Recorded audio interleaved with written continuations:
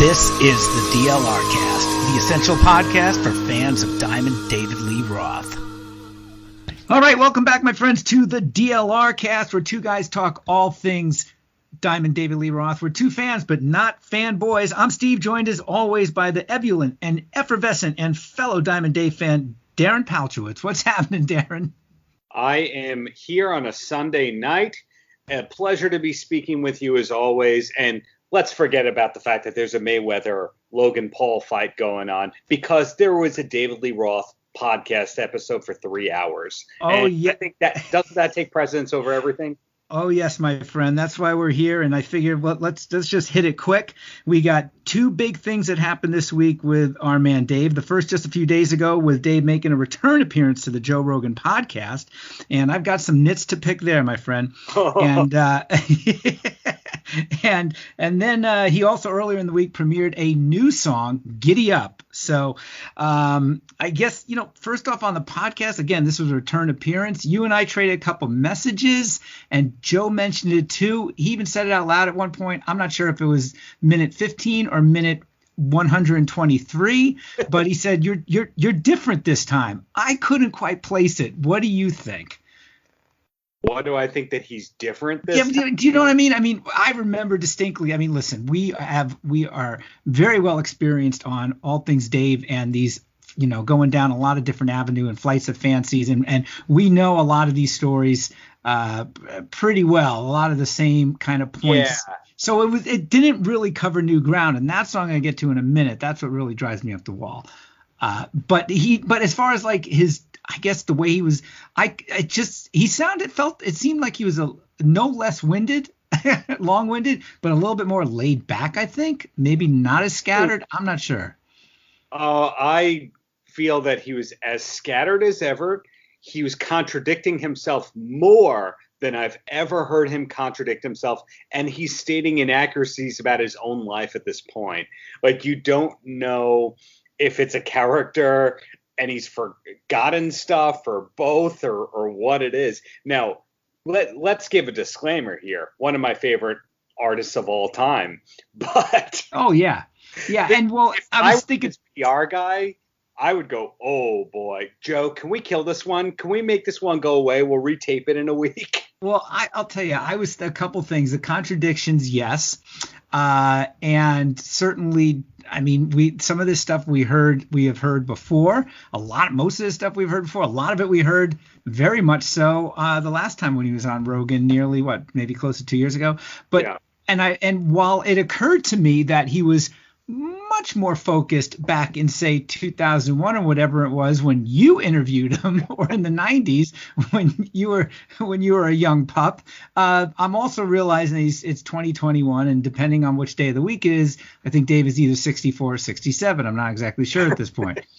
No, 63. I don't know. But in other words, listen, when you ride it hard, I suppose there's going to be some contradictions. And but a couple things. All right. First off, here's one of the things that drove me crazy big time. Okay. Besides the fact, I am so ready for this, because there's nobody else that I know that could make it through 3 hours just like you. Dude, we did it. All right. Well, here's the biggest thing of all. Okay. And unless I missed it, and I was listening really carefully, there was not a single mention, not even a question about Eddie Van Halen. That is entirely correct. And that just totally fucks me up. And I'm wondering why. I'm wondering if, now, on the side note, he got in a lot of mentions about Michael, and he also got into a lot of mentions and mentioned several times that he just talked to Alex Van Halen, which reminded me a few years ago when he was interviewed while he was in Japan. He's like, I talk to Al every single morning. And it's like, wow, okay. But the fact that this is really, I think, and correct me if I'm wrong, this is really the first interview recorded and broadcast after Eddie's death. Yes. Okay. Right. So I got that point correct. And dude, I'm without speech here, unless there was some sort of do you think there was some sort of, what's the word I'm looking for here? Do you think there was some sort of, not caveat, you know what I'm talking about. something where Dave said, listen, no questions about, his PR guy said there can't be any questions about Eddie. I think there could have been something like that, but you know what? That wasn't the part that rubbed me the wrong way.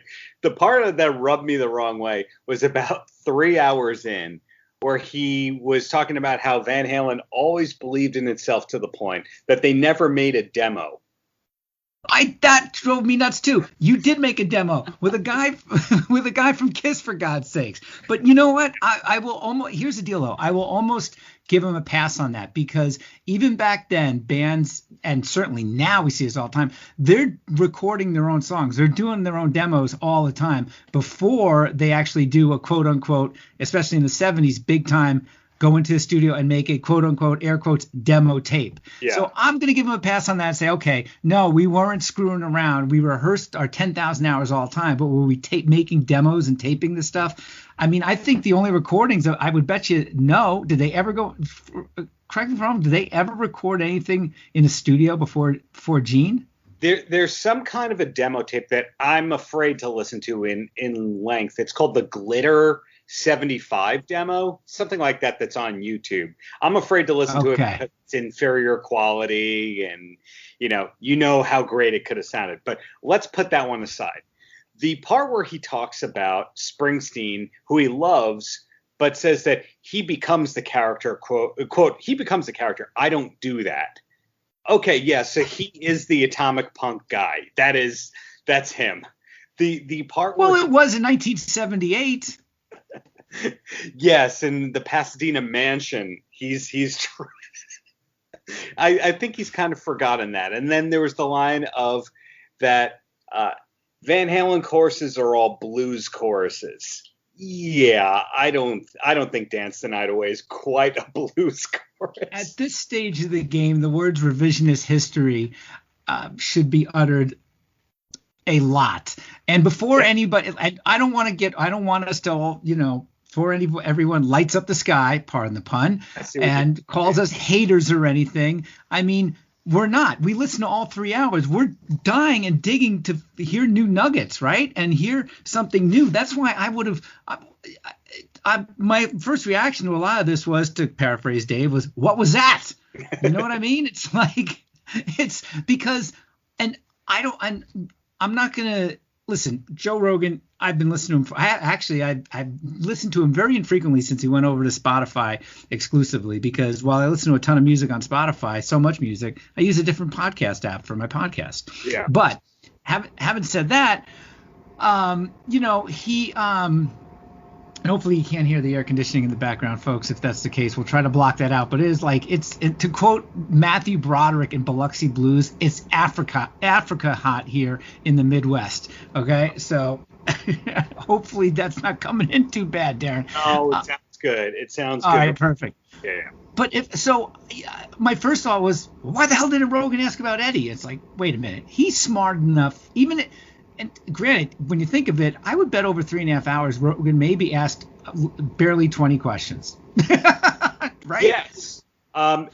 If you listen to back to my landmark Diamond Dave interview, which the whole world has glossed over and everyone knows is amazing. No, it's not. I ask him, how he's doing, and he goes into it's like a lightning bolt in your Cheerios, homeboy, kind of line. And I've been up since the 80s. Yeah, he basically steamrolls you, for lack of a better term, where the how are you then leads into like him dropping knowledge about a toothbrush or an ophthalmologist or something like that. So I think you have to be prepared for that kind of a thing. But one thing that I did like that happened a few times during this interview is Roth does the thing where he'll say something, go, okay, or he'll say something, go, you know what I mean? And a couple times Rogan goes, not really.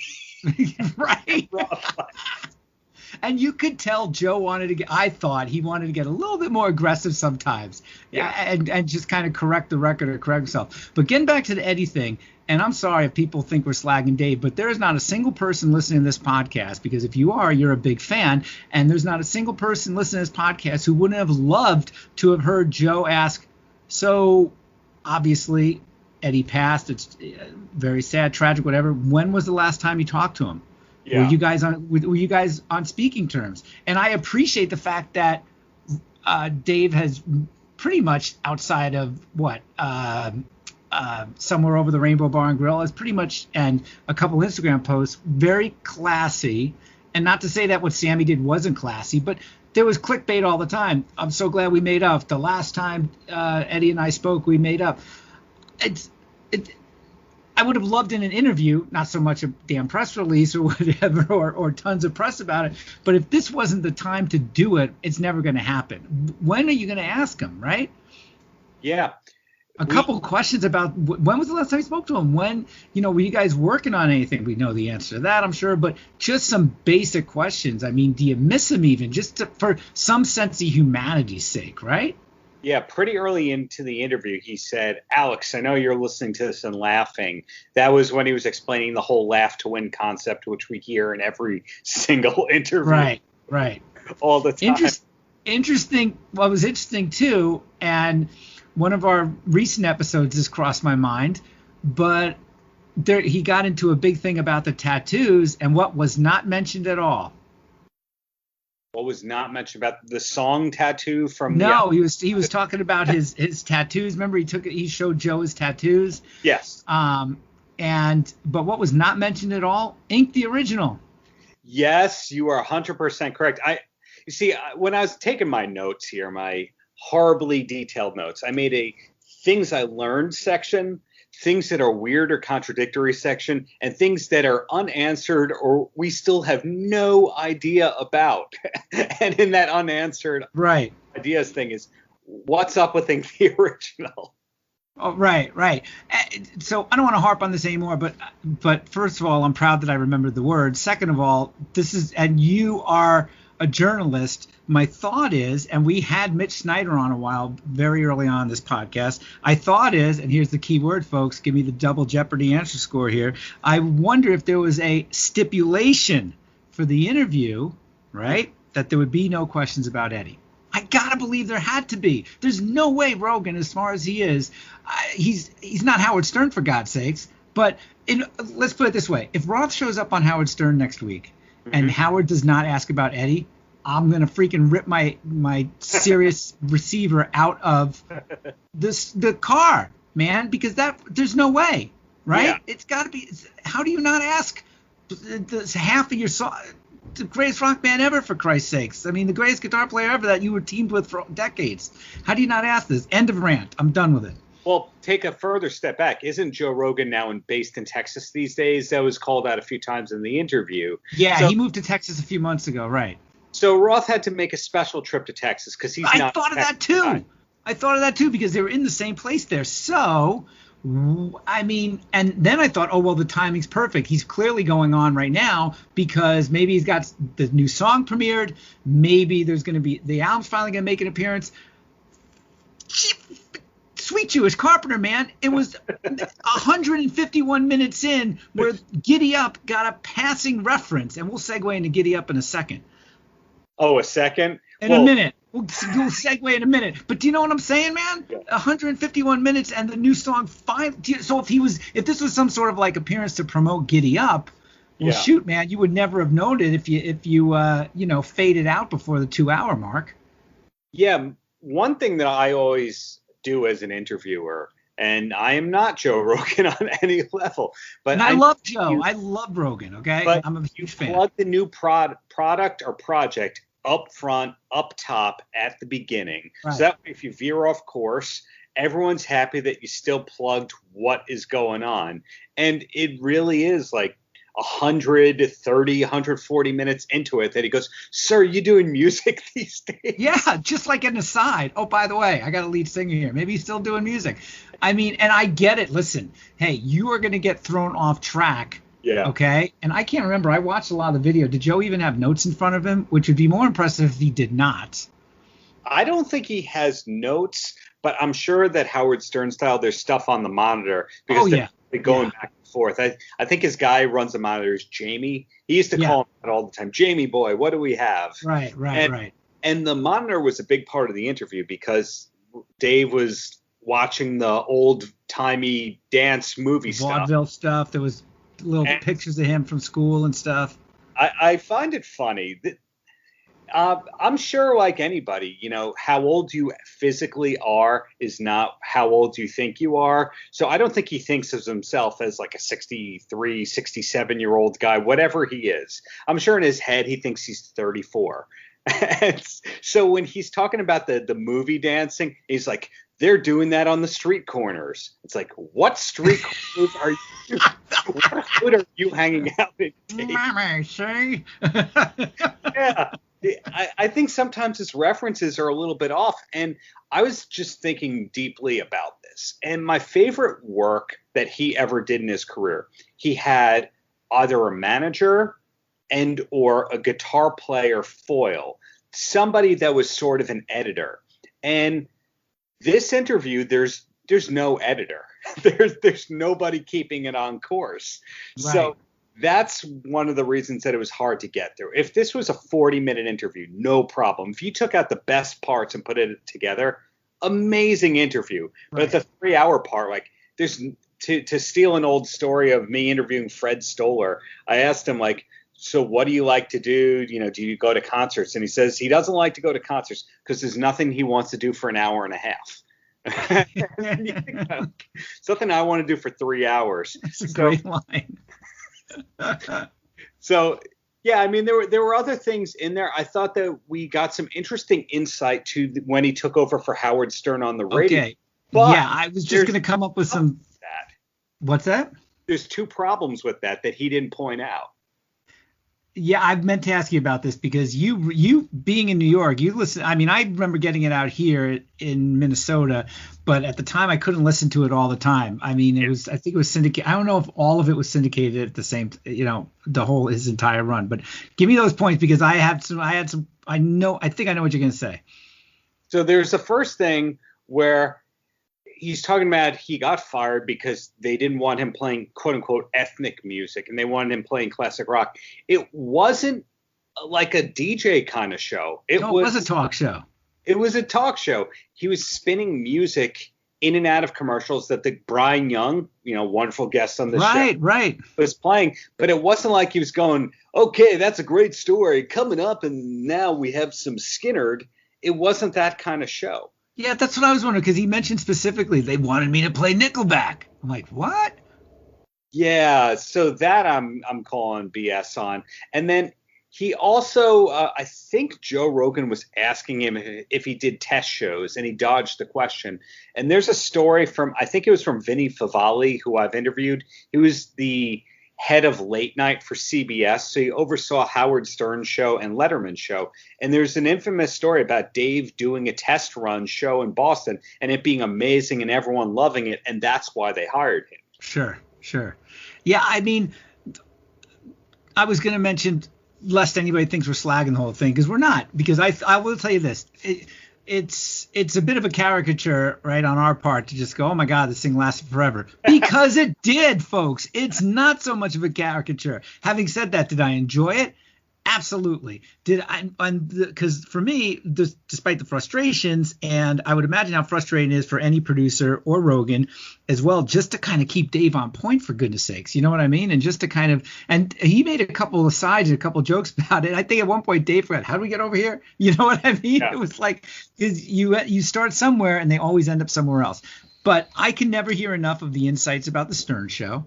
Yeah. I love hearing any stories about, and I wish for me, it's always about seeing behind that curtain, right? Like, we know his dad was an ophthalmologist. Like, I loved hearing what his dad said at the dinner table. I don't think I ever heard that before. I love hearing about his parents. I'd love to know more about what that dynamic was. What he has 2 sisters? 2 sisters. What was that dynamic? I didn't know his mom is still alive, for goodness sakes. Yeah. In her 90s, and he made reference to age when he was saying that he planned on turning 96 years old like his uncle, which I'm assuming he means Uncle Manny, who he used to have the radio show. So when says that they're planning on living to be 96, and that they're in their mid 60s, that explains why he's taking care of himself, and that this isn't the last tour if he has anything to say about it. Right. And that was the other thing, too. That wasn't even brought up at all as far as live shows, man. Give us something. I see some dates that are getting booked with Kiss. I know he's on that.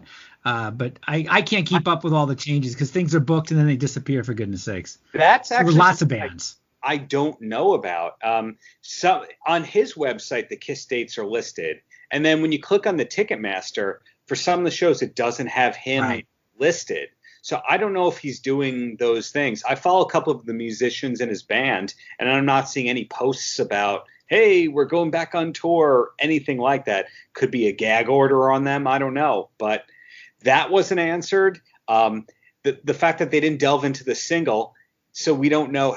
Is there more new music ever? Right. Because did you hear the part where well, you heard it, but where he was like slagging McCartney for putting out a new album? Yeah, that nobody wants to hear albums anymore. And that's been a refrain. I mean, we've heard that from Kiss. You know what we don't hear that from? Maybe the only band from that era that we don't is my all-time favorite band of all time next to Van Halen, and that's Cheap Trick, who records albums because they still want to be creative. They just put out another album like their fourth in 4 years, for goodness sakes, you know?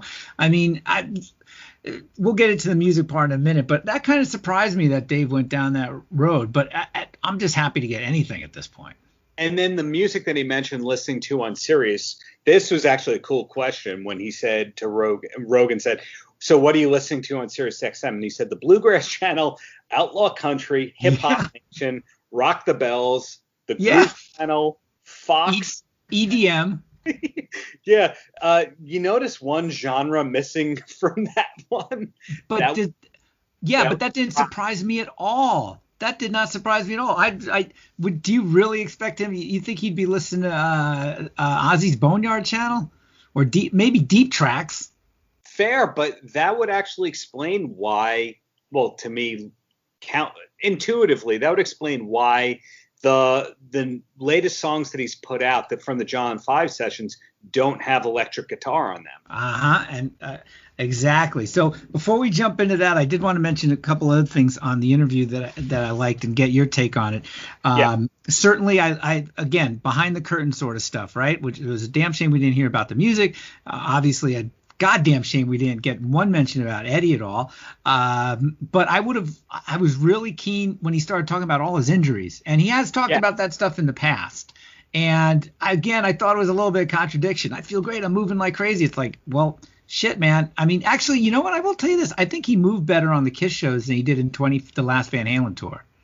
Because I had noticed the dancing, a lot of that stuff had slowed down a little bit compared to the different kind of Truth tour and the Reunion tour. But I thought he just seemed, and again, I'm not ragging on the guy. I mean, he's he's talked about this at length. I mean, you're jumping off those drum rises for all those years. You're putting a pounding, man. That's not, I mean, you know, ballet dancers have knee surgery, for God's sakes. I mean, your body's not meant to do that stuff for 30 years.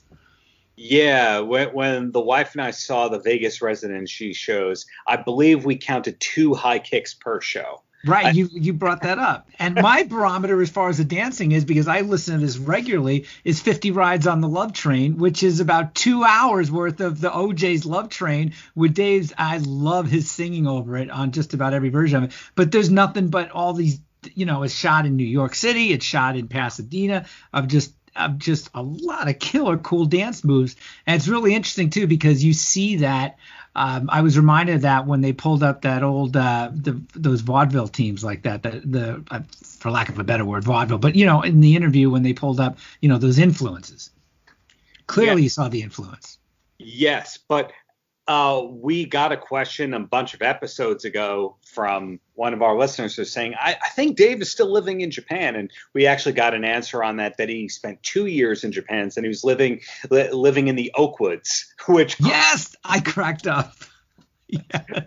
If you had the kind of money that he does, why would you live in the Oakwoods corporate apartments in Japan? Well, it's temporary, man. He doesn't need a huge mansion. You know, he went there. He went there with his dog, I think. Weren't there? I remember there were pictures, right? He went there with Russ. He went there with maybe a Foot Locker, a backpack, and that's it. And which is a good segue into one question that I kept going over and over in my mind, and that is, what the fuck was he wearing? It's Austin. Jesus, he's wearing dude, it's going to be on video. well, I just finished painting over my hotel. I'm just going to run right over to Rogan's now. And he's so eccentric, man. I mean, his fashion choices outside off of the stage have just been getting weirder and weirder. There was that great part of it when he went to the bathroom during the interview and they didn't stop it. And Rogan's like, he's eccentric, but I think he's trying to be eccentric. He seems different. I think he doesn't have to try to be eccentric. That's the thing. But so I loved hearing about his artwork because that's a big thing, of course. And I also love hearing anything about the EMT days. Yeah, we got more details on that. The particular person that they always picked up in Coney Island. But the boat magazine subscriptions. Boat. I read boat. Why? Do you have a boat? No, I just like to read it. Yeah. So. And sure enough, I thought there's no way there's a magazine called Boat. I'm watching the video, when I'm puttering around the house. Yeah, subscribe to Boat. And sure enough, they pull it up. What's the name of that fucking magazine? Boat. And he said he subscribed to 3 different boat magazines. Wooden Boat, which does exist. I've heard of that. Why? We have never heard him talk about boats before. Have you ever heard him talk about boats? Okay, so what I'm getting at is he goes to Japan, he goes to the Oakwood, supposedly with a backpack, and then does he just have all these boat magazines and just tons and tons and tons of magazines being shipped internationally? So he goes in there with nothing, and he just has stacks of magazines every day. What wasn't mentioned, you just remind me, unless I missed it, and I would have loved to have been Rogan or to actually ask the question, what are you reading right now? Because I've heard him say he reads about 2 paperbacks a week. Yeah. To call him a voracious reader is an understatement. And that's one of the things I love about him. The guy is so learned, man. I mean, he really is. He can be a walking encyclopedia. Maybe you question the accuracy a little bit, but we question the accuracy of Wikipedia. So, you know what I mean? I mean, that's a life lived learned, man. I mean, come on, dude. He is a fucking Renaissance man. Where it gets super confusing to me is it was called out pretty early on that he doesn't have email, he doesn't have a phone, he has a handler that does everything for him. And then 20 minutes later, so we posted about this on my Instagram. And then 20 minutes later, he's explaining about the recent hacks to the meat packing plant and all that. So it's like you don't use technology, but you know how it works and you know what's going on your social media. He was talking about AI. It makes your head spin. And I thought it was actually cool to hear the part about the guitar lessons, that he's still taking guitar lessons. That's another thing I would have loved to hear. Al Green and ZZ Top songs. And see, that blows my mind. And then when he starts to talk about how he doesn't eat meat that much because it makes him gain weight, you go, what? He has never gained. That guy's got the metabolism of a marsupial, for Christ's sakes. Yeah. So my bottom line conclusion is, like, you put aside all the rambling, he is beyond productive, and he's looking back at the past. And that would probably explain why we're not seeing greatest hits compilations and deluxe editions and Dave sings, Eat 'Em and Smile live or anything like that. Right. And I was just thinking too, I mean, and not to make the inevitable comparison that people always do, but let's say you're a Sirius XM guy, right? And you go, all right, let's do, and I'm just speculating, right? But I guarantee you some things like this have come up. Let's do a hard rock channel focus on Van Halen. Let's go ask Dave. That never even made it past his manager's door. Are you kidding me? What do you think Dave would say? Let's go ask Sammy. What do you think Sammy would say? Sammy would be like, where do I sign?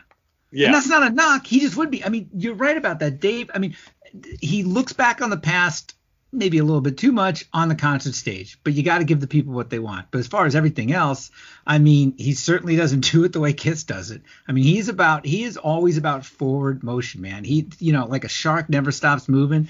He never stops trying to be informed, and he never stops being curious. And that, since when I was a teenager and started reading about him and find out who he was and just listen to these interviews, I'm like, man, I want to be like that when I get older. I still want to be that way. He has an insatiable curiosity about the world around him, and that's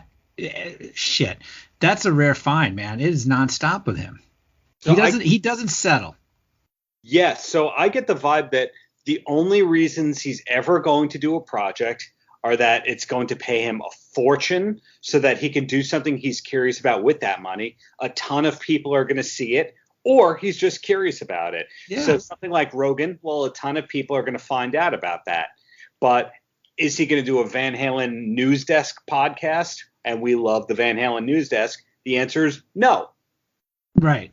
So A really good example is, I mean, how many artists, especially for royalty purposes and all that, right? They re-record, re-record stuff, right? Which I despise. Okay. In a million years, Dave would never do that. What does he do instead? A fucking bluegrass record, or does an EDM thing. Do you know what I mean? Yeah.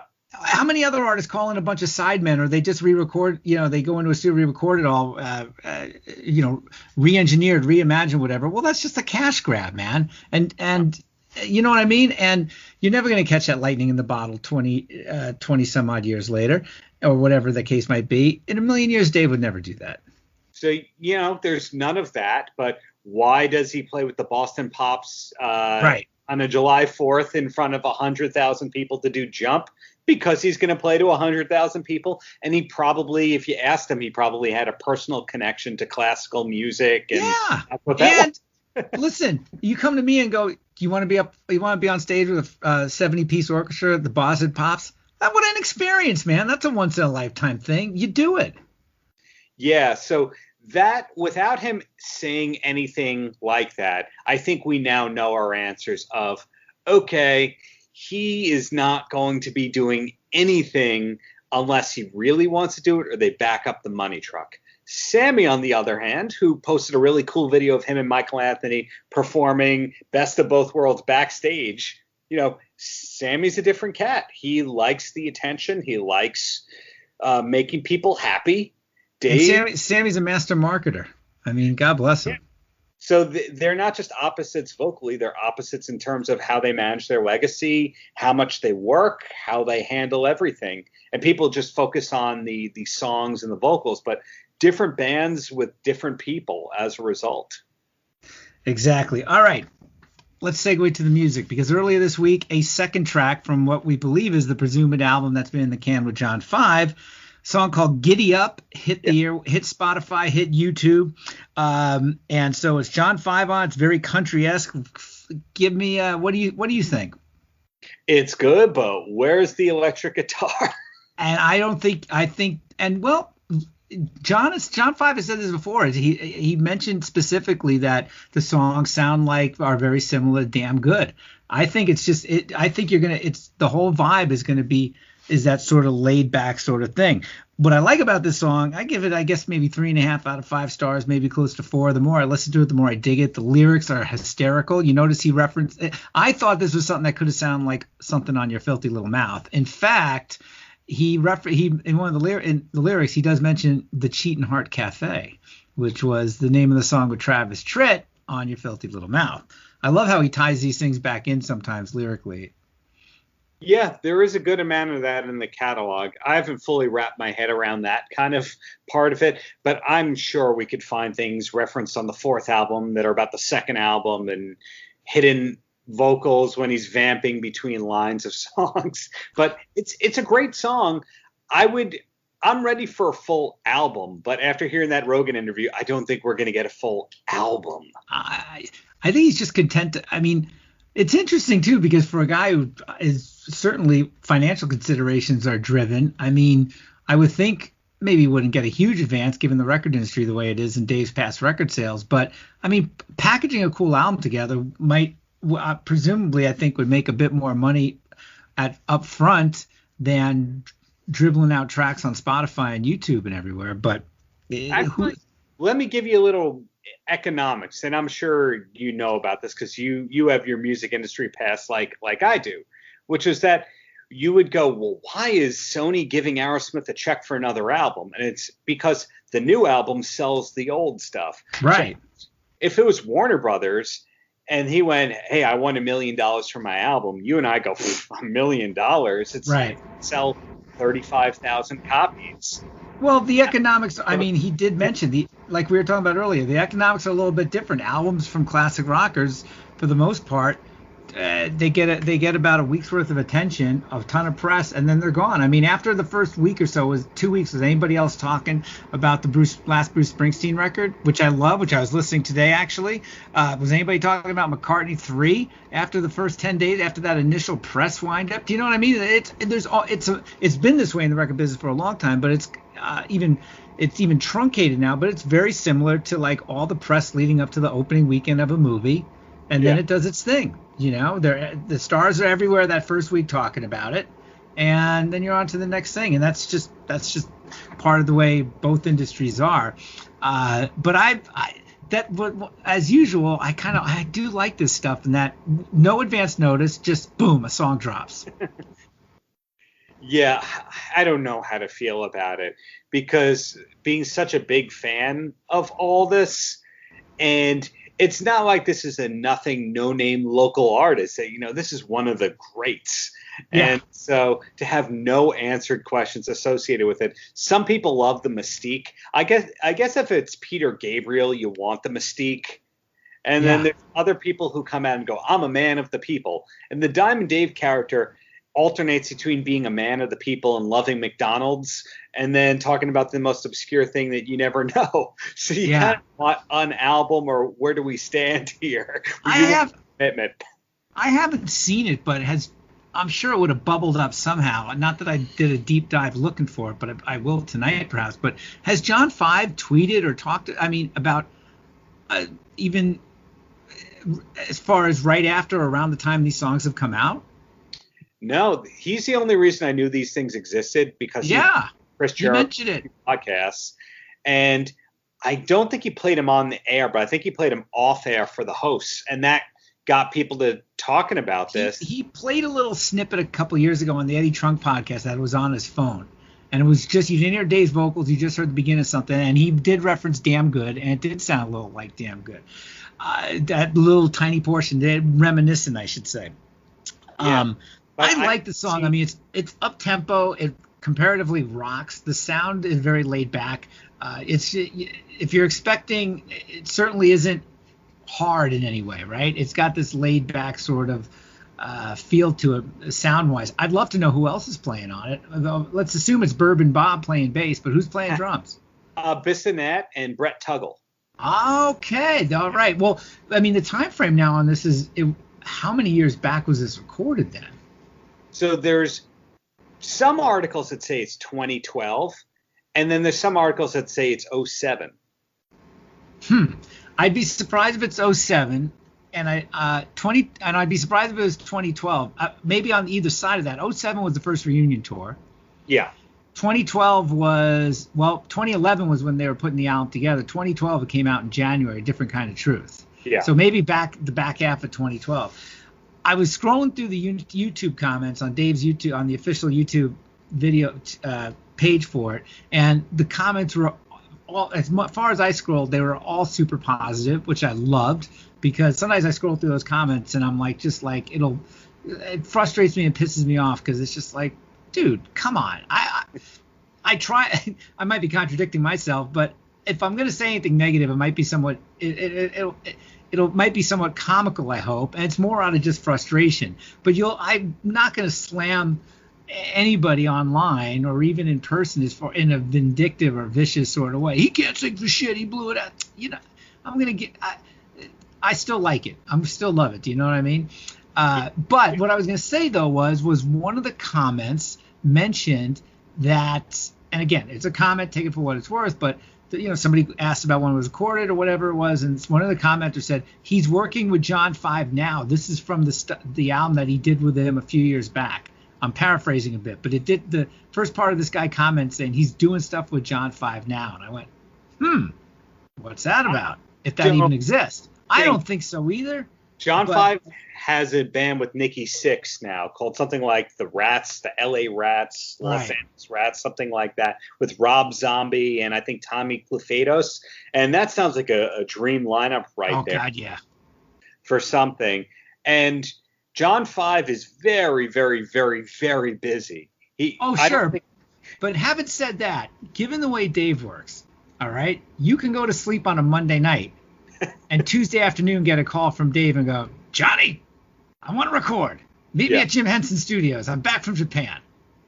Like a lightning bolt in your Cheerios, we're gonna write some fucking music, right? I mean, yeah, I've got this stuff, and and he's playing a lot of guitar. I mean, that's the interesting thing too. You know, we talked about this when we did our podcast with Eric from Van Halen News Desk, our overlooked songs, and Stay Frosty. That's Dave playing that original, the acoustic. And Eddie gave him props in the Guitar World magazine about that. I wonder if Dave's playing any of the acoustic stuff that we've heard on, at least so far, any of the stuff he recorded with John 5, or is it all John 5? And will we ever know? Probably not. Will we ever know? No, but I was looking at the liner notes, and I think on Tattoo, Dave played keyboard on that song. Really? That credit? No, is that on? I thought I read every freaking line in a different kind of truth liner notes. Maybe I got that from a Wikipedia thing. Wherever I got that from. Yeah, will we ever know it? No, we don't. We won't know the truth unless you can get an interview with John 5 or Bissonette or Brett Tuggle and go, so what happened that day? Right. So one other thing about the music, and I've noticed this in various forms, solo and certainly on A Different Kind of Truth, and especially with the production, there's been a trend that Dave has done on in a lot of different ways, and that there's a lot of vocal tracks and a lot of background vocal tracks going on. It's not just Dave with some backup vocals, be it a Billy Sheehan or be it some singing girls in the background. In fact, he kind of started doing this on Skyscraper, and then it took a backseat to more kind of a more organic production on Little A Enough, and certainly A Filthy Little Mouth. And that is where there's different harmonies, there's little yelps thrown in there. He's really, and I've noticed this on this song, that there's like 3 or 4 different vocal tracks at least going on there. If you listen to it again, there's a bunch of little yelps, different harmonies, little bits and pieces thrown in there, and he did that on A Different Kind of Truth. And that makes it harder to do live, but as far as it really adds to the overall sound. He's really using his voice more on this song. And again, like I said, I've noticed it in the past, really is like he's using it more as an actual instrument here, and filling in a lot of different spaces with his voice, which I think is really, really cool. I think he's singing great on these tracks. That's why I think that they're older tracks. I don't think he's the most digital Pro Tools-y guy on the planet. I think he would sing it. And yes, I said the words I think. But I think he will sing it enough times in the studio to get it right. He's one of those work ethic, discipline kind of guys. And hearing how his voice sounded on the Kiss tour videos in the Las Vegas runs, I don't think the voice was there. Yet the last Joe Rogan interview and all that was all about how this is all cross-training. Life is cross-training. Right. I'm taking vocal lessons every day. His voice didn't sound as great there as it does on these recordings. Yeah. And I mean, I think we've talked about this before, but I think he's wrong. It's a common sport to say Dave sounds horrible, which most of the days he doesn't. There's some real rough shit, but the times I saw him with Van Halen, I thought he sounded real good, especially that 2007 tour. He didn't screw up any lyrics. He hit everything. He sounded great. I thought he sounded good on the Sammy and Dave tour. We've seen those different videos in the early 2000s. 2015, it was kind of rough in some spots, but I think if I remember correctly, at least on some of those shows, he had a couple.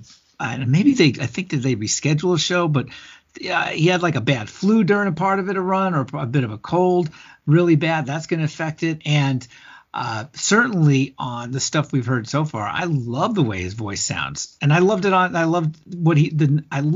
he sounded great on A Different Kind of Truth too. Bottom line is the guy can still get it done vocally. Is it the same as it was in '78? No. Who the hell is? Yeah. And then, of course, you have the critics who say that he wasn't actually good in '78. Eddie Trunk has said that if you think that David Lee Roth was a good singer back then, you don't know what you're talking about. Yeah, I think you know what? For what he does, for what he sings, I think he's a really excellent singer. Okay, yeah. As far as a gritty blues bass, freaking take some chances, sound like Al Jolson every now and then, have fun with it, scat a little bit, mix up the melodies like a jazz player, improvise a little bit. I think he's fucking great. Well, there's something I didn't ask you about from the Joe Rogan interview, by the way, that I don't know if this is hyperbole or if he's serious about this. He said that he's thinking of starting up a pot brand called TSK. Yeah. Killed Elvis. Is that true or not? It can't be. Come on. The shit that I know. I did a double take. I was in my garage and I've got my headphones on and I was like, wait, what? And I'm backing it up like 30 seconds. I'm like, what? The shit. Because Elvis's slogan was TCB, taking care of business. And This is TSK, the shit that just came up fresh from his mind. So I didn't know if I thought he'd maybe said that on Mark Maron, but I was thinking, like, did the tattoo company become now a medicinal marijuana company? I know. Well, whatever it is, hey, it's great. This is the third track from this batch. Second. It was somewhere between the Rainbow Bar and Grill. But wasn't there another song from that Roth Project book that was an instrumental that he put out? Well, that's the other thing. All the background, the instrumental music, and I think a bit of Somewhere Over the Rainbow Bar and Grill. So, yeah, technically this is about the fifth song, I think, or at least recorded with John 5, because all the backing, at least the guitar sounding stuff on that Roth Project animated thing was that. I think that was from these sessions. Pretty sure that was from these sessions, whatever these were. And maybe those are songs, because a lot of those songs sound like really complete songs, but without vocals. It could have been just the instrumental bed to use instrumental tracks, sans vocals, to use as the kind of the bed for the animation. I had deja vu and thought that for some reason they put out one of them as an instrumental on Spotify, but I just looked on Spotify, and that's why I thought that there was a third track. Well, you got it partially right, because there was the music from these sessions are on the animated, the Roth Project. Yeah.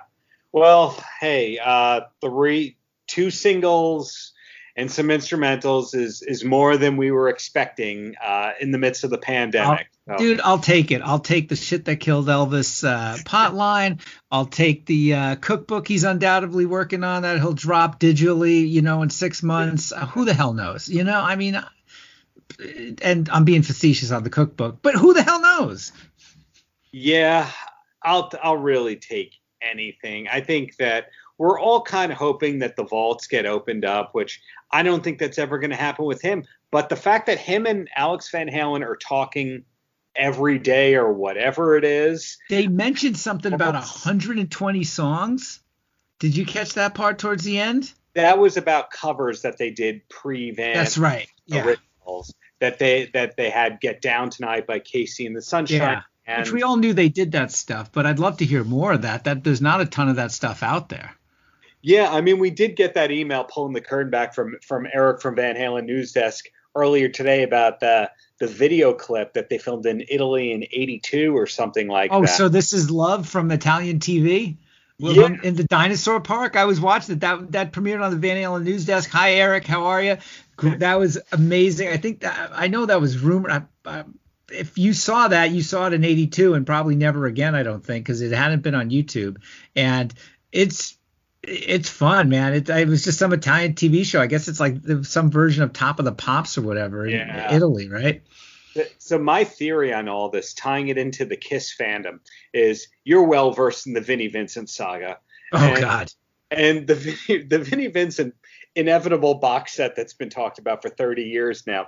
My theory is he's never going to release it, but he's just not going to pay the bill on a storage space, and somebody's put it out that way. I think that's what's going to happen with the Van Halen vaults one day. You'll see Joe Biden's laptop before you see Vinnie Vincent's fucking box set. Guess what? They both don't exist. Well, according to Vinnie Vincent 2 weeks ago, it's going to happen. But what is he, Samantha? He's going to wiggle his nose. He said something. I don't know. It's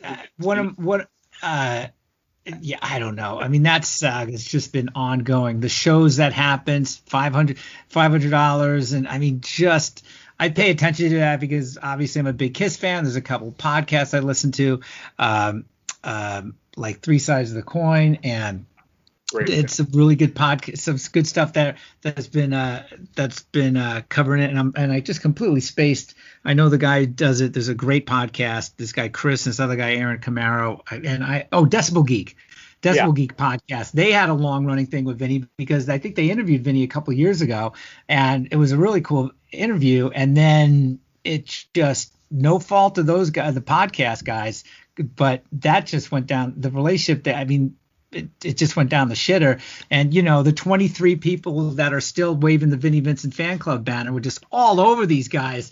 And I'm just like, dude, come on, man. You know what I mean? It's just like, you know, everything he was supposed to do with the I think he was supposed to do some podcast convention these guys do. I can't remember it all, but big surprise, he backed out. Yeah. Well, maybe it's not as likely that David Lee Roth's camp forgets to pay a bill, because if you want to go through media inquiries on his website, it's his business manager. It's there. So I think he's right on top of things. But I'm very encouraged based on the fact that they unearthed that early 80s Van Halen promo clip, that fans are just going to continue to find more and more things and get it out there, so that even if Warner Brothers or Van Halen isn't, fans are going to find these things. That's the thing. I mean, that's one of the great things about the internet is that somehow, some way, it's going to end up out there. Now, you got to give Van Halen credit, because that when everybody says it's quote in the vaults, that's probably some digital files. No way, man. At 5150, there are probably legitimate, actual physical vaults that nobody's getting into. You know what I mean? It's like, because there's been so few leaks. I mean, certainly officially it's been very, very rare, but it's come from fans. It's come from, you know, it's like little holy grails. Is there any more footage from that 81 Oakland concert? You know what I mean? It's what else is out there? And there's tons of it that we've never seen or heard, and it's just going to keep dribbling out there. Yeah, well, I'm overall encouraged.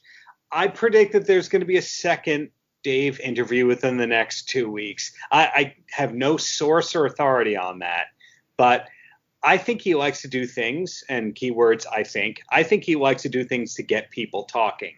And the Rogan thing hits, like any star does. He said he's a rock star. He knows it. Come on. He knows how the game works. The Rogan thing doesn't hit all of the boxes or the demographics of who he's trying to target. There will be a Rolling Stone piece or a 60 Minutes piece or something. He didn't just do Joe Rogan. He's ready to put something out. I can't tell you what it is. It's not based on anything except suspicion. But if we look at, you know, back to our Mitch Schneider interview, where he decided to make that video, the No Holds Barbecue, and then just send it out to the media, there's right. always a plan. This was not a, hey, I think I want to go hunting with Joe for the weekend in Austin. There's something brewing. We just don't know what it is. Right. I don't know when we know what it will be. And of course, if Dave ever wants to talk to us about it, just drop us a line at the DLRcast@outlook.com. Dave, we would love to have you. I would personally love to figure out if you and I are both distantly related. I had family in Massachusetts. I had family in New York City. We share the same last name. Your dad and my dad, both ophthalmologists. I kid you not. I'm actually both ophthalmologists in California. Years ago, my dad, who I'm not particularly close with, otherwise I'd be screaming about this a lot more, that he would hear from Dr. Nathan Roth every now and then. They would see each other at an AMA convention or whatever. Nathan was in private practice. My dad worked for the University of California for decades. And I would just second, oh, yeah, I kind of every now and then I hear from Nathan. What a great guy. I'm like, are you fucking kidding me? You know, yeah, he offered us tickets when Dave was doing something in Las Vegas or something, and we couldn't, your stepmother and I couldn't make it. I'm like, what the? Years ago, he used to accidentally get mail. And he just didn't think of me, threw it out. But some fan would be like, find a listing for an eye doctor in California, and somehow every now and then my dad would get some fan mail. You know, they would this is way pre-internet days. So Dave, we would love to figure it out. We could talk glaucoma. We can talk about the shit that killed Elvis. We could talk about the new music. We'll ask the questions and maybe I'll try to sneak in a question about Eddie. But you know, if I'm told not to, I won't. You'll laugh to win, and everyone wins. Always, man. All right. On that note, my friend. Yes. Apologies to anyone I may have offended by not fanboying out to this interview. I will take notes on the next one, whenever that is. Yeah, if you're a regular listener, though, you know that's not our scene. Come on. We're going to try to find the humor in this stuff because we try to laugh to win, even if we fall a little bit short. Oh, I see what you did there. And speaking of which, our spin-off podcast about Vinnie Vincent will be dropping next week. No. Imagine drawing the ire of all the Vinnie Vincent 27 fans from this episode. We break down every minute of Vinnie Vincent's only podcast interview from, I don't know. Yeah. Again, I'm not slagging Vinny, but come on. No, I mean, it's not a slag when just because when this is so repetitive, everybody knows it, man. You know what I mean? It's like, it's broken promises the whole way through. Yeah. Talented guy, but. Absolutely. Oof. Absolutely. All right. We're going down. And never mind that he looks like Ileana Douglas these days, which. That's it, dude. That's it. It's been bugging me since those photos. That's exactly it. I love her. So, I mean, that's why we're drawn to Vinnie Vincent, because he looks like Ileana Douglas. I love her stuff, man. She is a super talented actress. That has been bugging me for 2 years since he, kind of resurfaced again. I'm like, God damn it, who does he look like? Oh, okay. Well, no, I'm not kidding you. It has been, you know how you see someone and just, it happens to me plenty of times. Like, for goodness sake, Steven Tyler, before he did the goatee and the mustache, I wasn't sure. He was like a cross between like Katharine Hepburn, and I'm not exactly sure. Just,